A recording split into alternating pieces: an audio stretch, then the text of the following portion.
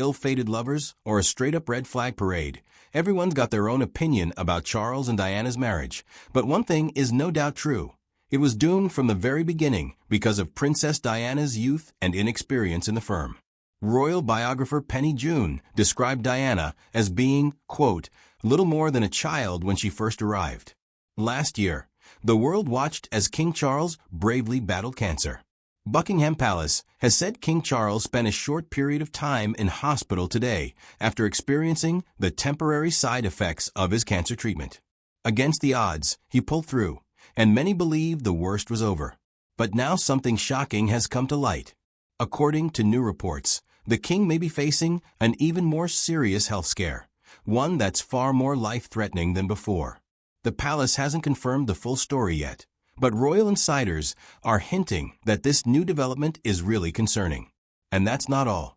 In a surprising twist, King Charles is also said to be confirming a few long-rumored suspicions, things people have quietly wondered for years. What exactly did the king admit? Stay with us as we uncover all the details behind King Charles's latest and most personal battle yet. King Charles's revelation. When the world heard that King Charles had cancer, people everywhere felt sorry for him. Breaking news from Buckingham Palace announced that the king had been diagnosed with cancer. They wished him a quick recovery and hoped for the best. But along with the sad news came something surprising, something many didn't see coming. It had to do with Princess Diana. Even though Diana passed away many years ago, her name is still often mentioned. She was loved by so many, and now Princess Diana will always be remembered as a groundbreaking force for change. The late royal broke down barriers by embracing her soft side. It seems King Charles is finally saying things about her that many people have wondered about for years. We all know Charles didn't treat Diana the way she deserved, and now, as he faces serious health problems, it seems he's starting to realize that too. Reports say the king has opened up about his past with Diana, and what he said has shocked many. So what did King Charles say? Keep watching to find out. But to understand it all, we need to go back to where it started, with Diana, Charles, and Camilla. Charles met Camilla first at a polo match, thanks to a friend who introduced them. They got along right away. She made him laugh, she was kind, and she wasn't nervous around him. Charles liked that. But then he joined the Royal Navy, and their time apart made things hard. While Charles was away, Camilla got back together with Andrew Parker Bowles, a man she had known for years. Back then, many people didn't think Camilla was suitable to be a future queen, so she and Charles didn't stay together. While Charles was serving in the Caribbean with the Royal Navy, Camilla said yes to Andrew's proposal. And when Charles heard the news, he was heartbroken. He couldn't understand how something that had felt so good and real between them could end so quickly. Ultimately, Camilla married Andrew Parker Bowles on July 4, 1973, even though Charles had asked her not to. But even after her marriage, she and Charles stayed close friends. Not long after, Prince Charles met Lady Diana Spencer. Diana was just 16 when she first met Prince Charles. As for Charles, he was entirely impressed with then 16-year-old Diana's charismatic and happy demeanor. But it wasn't until a few years later, in the summer of 1980, that things began to change between them. They met again at a house party, and this time Charles started to see Diana as someone he could seriously date. Sitting on a hay bale at a barbecue, Diana spoke gently to him about the loss of his great-uncle Lord Mountbatten, who had been killed by the IRA. She told Charles how sorry she felt for him, and that he deserved to have someone in his life who truly cared for him. At that moment, Charles was going through a lot, and what Diana said really moved him. But this wasn't actually their first meeting. Charles had met Diana before, back in 1977, when he was dating her older sister, Lady Sarah. Before Diana dated Charles, he had dated her older sister Sarah in 1977. It was 1977 as Charles came to stay as a friend to my sister Sarah. He thought Diana was cheerful and fun when he visited the Spencer family home, Althorpe. Diana also went to Charles's 30th birthday party in 1978 and joined him again in 1979 for a royal weekend at Sandringham. After that, Charles occasionally invited her to events like the ballet or dinner with friends. At the time, they were just friends. Diana was simply enjoyable to have around. It wasn't until their talk about Lord Mountbatten in 1980 that Charles really saw her as more than a friend. Wanting to get to know her better, he invited Diana to Balmoral, where he was spending a summer holiday with friends. Diana quickly won everyone over. She was charming and funny and seemed to adore Charles. Everyone loved having her around. At first glance, she seemed like the perfect match for the prince. Back then, it was expected that the future queen would be a virgin from an aristocratic family and a member of the Church of England. But by the 1980s, after major social changes and the rise of modern dating, women who fit that description were few and far between. Diana, however, seemed to check every box. She looked like the ideal bride, young, joyful, innocent, and full of life. But things didn't stay simple for long. How? Keep watching to find out. The moment the public got wind of their relationship, everything changed ever since Charles was a teenager. The press had followed his love life closely, wondering who the next queen might be. Every woman he dated was put under the spotlight. This made dating difficult, and it happened again with Diana. Once the press found out that Charles was dating Diana, things quickly got out of control. Reporters crowded outside her London apartment, and photographers followed her everywhere she went. Overnight, Diana became a media sensation. With all the attention, it became nearly impossible for her and Charles to build a relationship in private or to get to know each other in a normal way. At the same time, Charles was facing pressure from his father, Prince Philip. He was in his 30s, and Prince Philip believed it was time for his son to stop dating around and settle down with a wife. After all, the royal family needed an heir to keep the monarchy going. So, did Prince Philip tell Charles to marry Diana? That question has been asked for years. It all started with a memo Prince Philip sent to Charles in early 1981. In it, he told his son to make a decision, either marry Diana or let her go. But according to royal biographer Penny Junor, Charles misunderstood the message. The royal family often communicated through formal letters or memos instead of talking directly. So instead of seeing it as advice, Charles took the memo as a command, that he had no choice but to marry Diana. Not long after, on February 6, 1981, Charles proposed to Diana at Windsor Castle. But as Junor explains, it was a tragic mismatch. At that point, Charles and Diana had barely spent time together.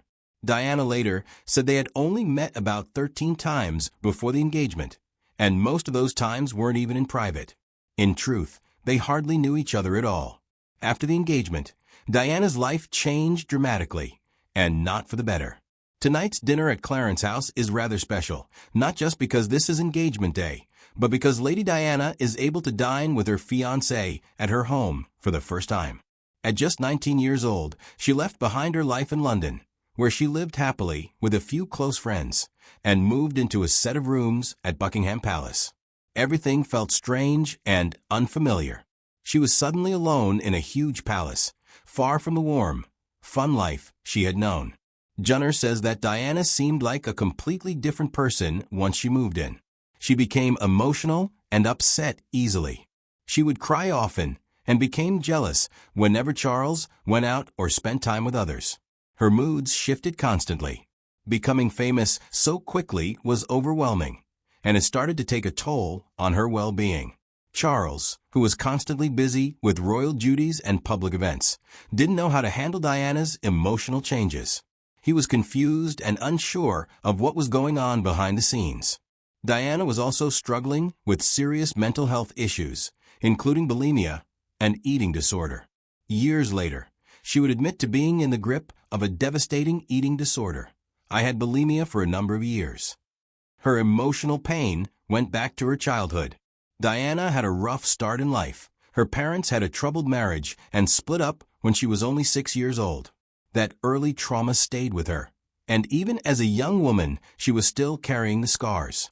Diana battled bulimia for years before she finally got professional help. It's hard to say exactly when it started, but according to royal biographer Penny Junor, the illness was already in full swing by the time she and Charles went on their honeymoon.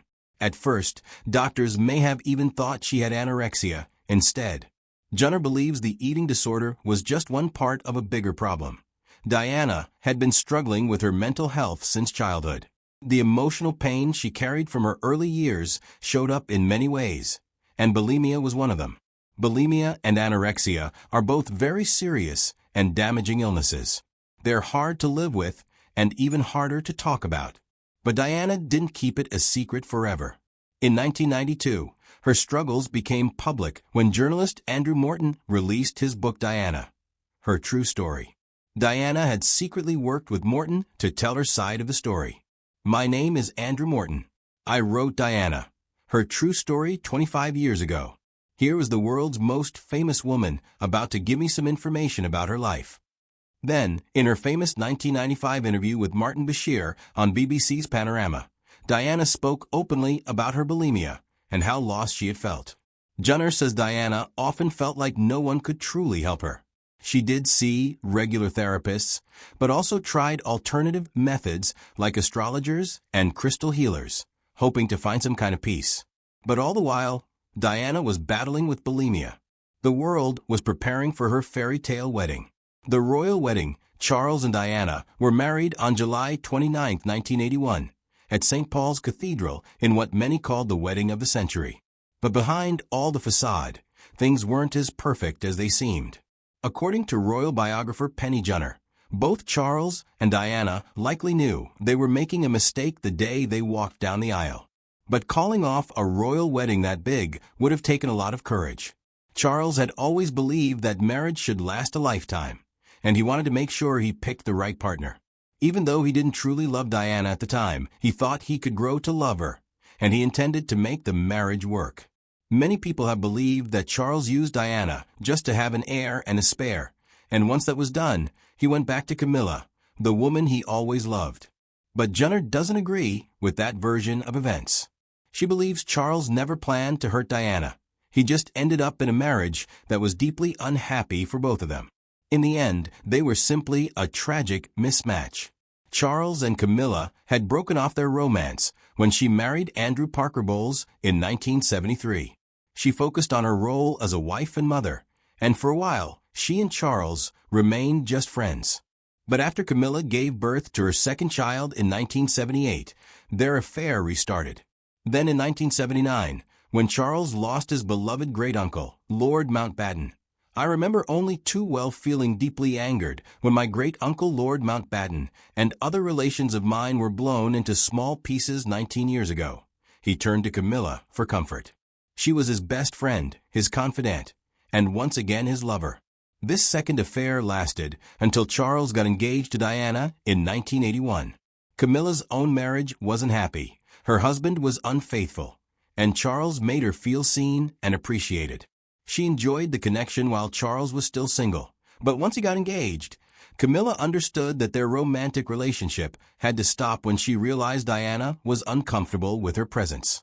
She stepped back. One big issue was that Charles never told Diana about his past with Camilla early in their relationship. Charles even took Diana to stay with the Parker Bowles family without ever mentioning that Camilla had once been more than just a friend. Diana found out later through palace gossip. She was only 19 and felt hurt and embarrassed. But that was not all she found out. Just days before his wedding to Diana, Charles and Camilla met for one last lunch. At that lunch, Charles gave Camilla a bracelet engraved with the letters G and F, nicknames they used for each other, believed to stand for Gladys and Fred. Shockingly, Diana had found out about the bracelet just 2 weeks before the wedding.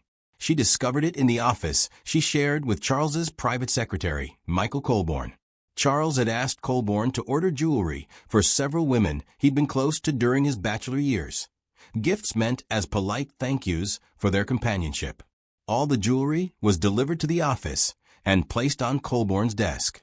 But while Colborne was called away to a meeting down the hall, Diana, left alone in the room, opened the boxes. When Colborne returned, he found her storming out of the office, furious. She had seen the bracelet meant for Camilla and was consumed by jealousy. Camilla still attended Charles and Diana's wedding, but afterward, she and Charles didn't speak or see each other for nearly 5 years, except for when Charles informed her of Prince William's birth. The announcement was posted on the gates of Buckingham Palace that the Princess of Wales was safely delivered of a boy at 9:03 p.m. Her Royal Highness and her child are both doing well. William was born in June 1982, less than a year after the wedding, and it was one of the happier times in Charles and Diana's marriage. According to Junner, friends who visited Kensington Palace in the early 80s described the joyful home.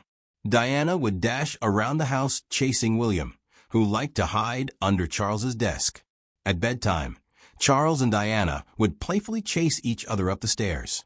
Diana later told journalist Andrew Morton that the time leading up to Prince Harry's birth in 1984 was the happiest period of her marriage. Diana loved being a mother. She adored William and Harry with everything she had. For someone who craved love the way Diana did, becoming a mother gave her deep comfort. Having children was the best possible thing for Diana, says Junner.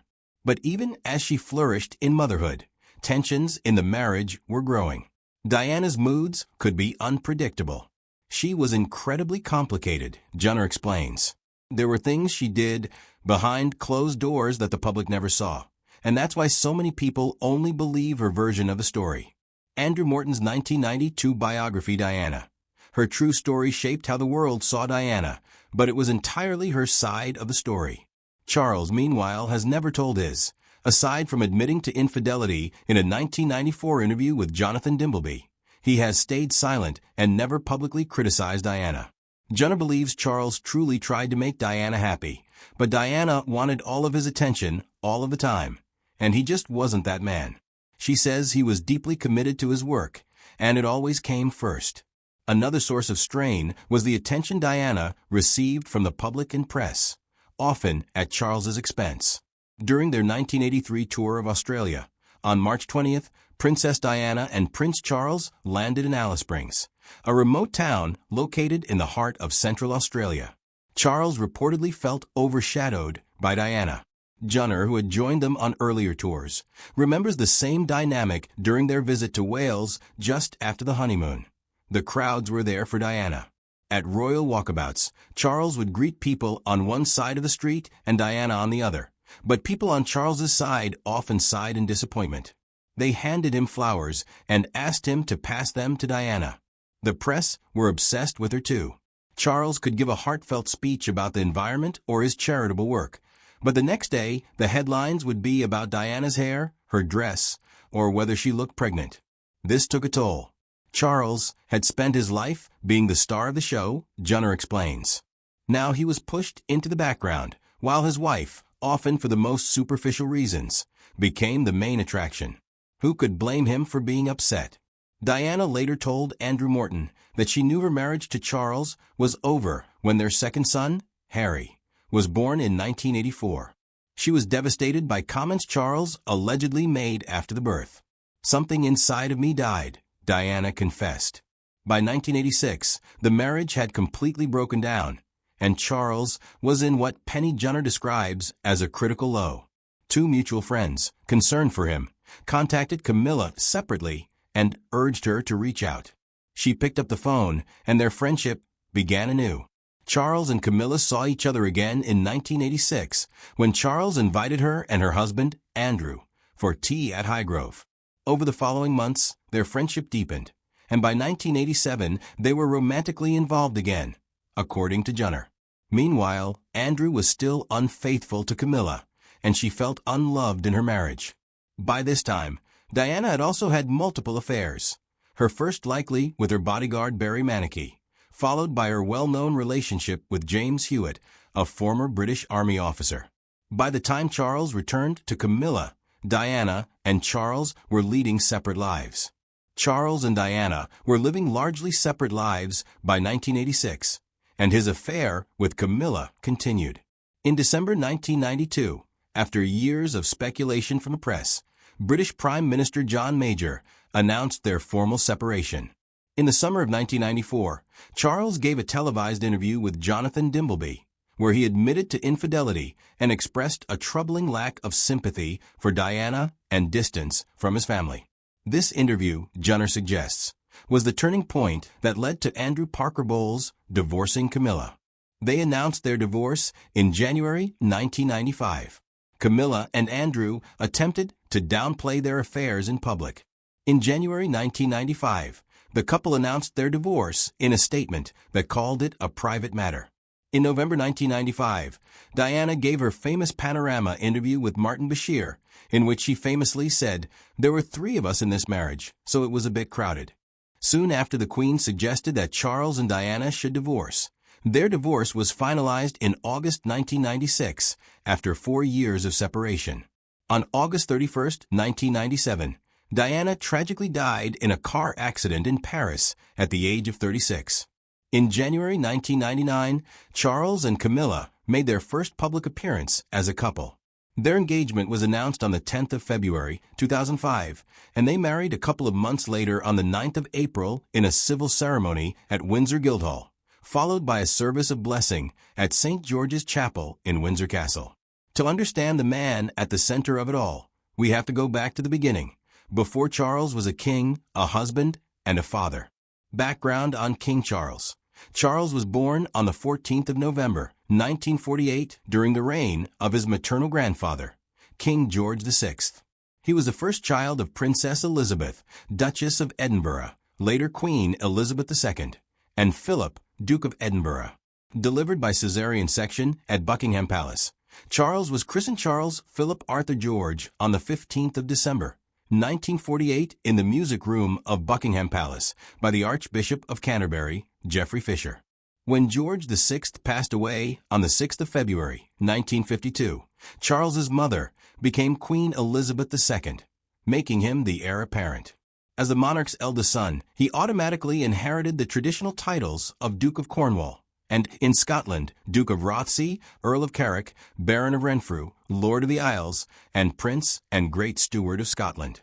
The following year, Charles attended his mother's coronation at Westminster Abbey. At age 5, Charles's education began with Catherine Peebles as his governess at Buckingham Palace. He started attending Hill House School in London in November 1956, becoming the first heir apparent to be educated at a school instead of by a private tutor. Charles did not receive special treatment at Hill House, and his headmaster encouraged him to play football with the other boys, stressing that no one should be deferential. Charles continued his education at 2 of his father's former schools. He attended Cheam School in Hampshire from 1958 and then Gordonstoun in Scotland in 1962, a school known for its rigorous curriculum. Charles later became its patron in 2024. In his 1994 biography, Charles described Gordonstoun as difficult and harsh, admitting he was bullied. However, he later spoke positively of the school, saying it taught him a lot about himself and his abilities. In 1966, Charles spent time at the Timbertop campus of Geelong Grammar School in Australia, where he enjoyed his studies and a school trip to Papua New Guinea. Charles's time at Timbertop was the happiest part of his education, and he later emulated his father by becoming head boy at Gordonstoun. He graduated in 1967 with 6 O-levels and 2 A-levels in history and French. Breaking royal tradition, Charles went to university instead of joining the British Armed Forces. In October 1967, he entered Trinity College, Cambridge, where he studied archaeology, anthropology, and later history.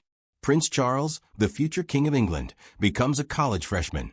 Lord Butler, Master of Trinity, greets the prince, who will major in archaeology and anthropology, becoming the first heir apparent to earn a university degree. Charles graduated with a 2:2 Bachelor of Arts, BA, degree in June 1970, and his degree was upgraded to a Master of Arts, MA, in 1975. On July 26, 1958, Charles was made Prince of Wales and Earl of Chester, although his formal investiture didn't take place until July 1, 1969 at Carnarvon Castle in a televised ceremony that stirred controversy in Wales due to nationalist sentiments. Following this, Charles began to take on more public duties, delivering his first speech in the House of Lords in 1974, becoming the first royal to speak there since Edward III in 1884. In 1976, Charles founded the Prince's Trust and began taking on more public responsibilities. He also traveled to the United States in 1981. although he expressed interest in becoming the Governor-General of Australia in the mid-1970s. The proposal didn't progress due to a lack of public enthusiasm. Charles served in the Royal Air Force (RAF) and the Royal Navy during the 1970s. His military training began in 1969 during his second year at Cambridge, where he trained with the Cambridge University Air Squadron, learning to fly the Chipmunk aircraft. He received his RAF wings in August 1971 after completing RAF training. Charles embarked on a naval career, enrolling in a 6-week course at the Royal Naval College, Dartmouth. Charles spent his final 10 months of active naval service as the commanding officer of the coastal mine hunter HMS Bronington beginning in February 1976. He retired from active service in 1976 with the rank of commander. Charles gave up flying after a 1994 incident where he crash-landed a BAE 146 in Islay. He was a passenger and had been invited to fly the aircraft, but the crew was later found negligent by a board of inquiry.